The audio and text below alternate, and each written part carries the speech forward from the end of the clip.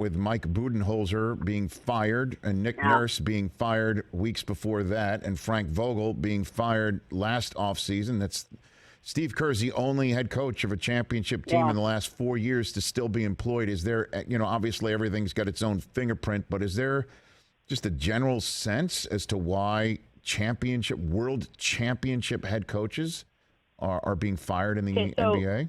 Yeah. I mean, look, you need a couple things to win a championship, right? You need a championship level head coach. You need superstars, and then you need the right mix of role players, right? And Nick Nurse lost his superstar that won him a title. That was Kawhi Leonard. He was only there for that year. And I think Nick Nurse is seen as one of the best coaches in the NBA. He's going to land quickly, and he's going to land well. So that was just he'd been there for a while. They may be going into a different phase with the rebuild.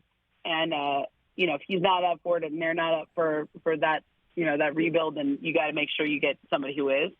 I think with Frank Vogel, he was always Frank earned a lot of respect as a coach with the Lakers, but I think LeBron got more credit for that title than Frank Vogel did.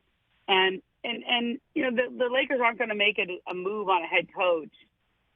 And, same as the Bucks aren't going to make a move on Mike Budenholzer without consulting with their superstars, right? I don't think LeBron James disliked Frank Vogel at all. I think they had a good relationship. But did he stand in the way of him getting fired? No.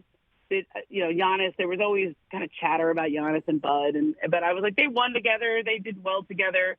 I thought he kind of threw him under the bus in those playoff games about the answers Giannis gave after those games of saying, I wish we would have made an adjustment on Jimmy, but I'm going to leave that to the coach. I mean, that's a pretty rough answer right there.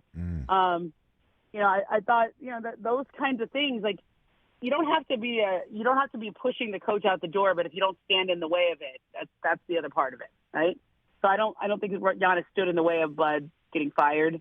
I don't think he pushed him either, but that's why we're here. There's Steve Kerr has Steph Curry, and they've got a great relationship, and that's why he's still standing. And that's why, when they went and they were the last team, they had the worst record in the league a couple years after winning a title, and they stuck with Steve Kerr because they know he's a great coach, and also because his superstars, Steph Curry and Klay Thompson and Draymond Green, want him to be the coach, and they're really comfortable with him. Catch the Rich Eisen Show every single day on the Roku channel, 12 to 3 Eastern, for free.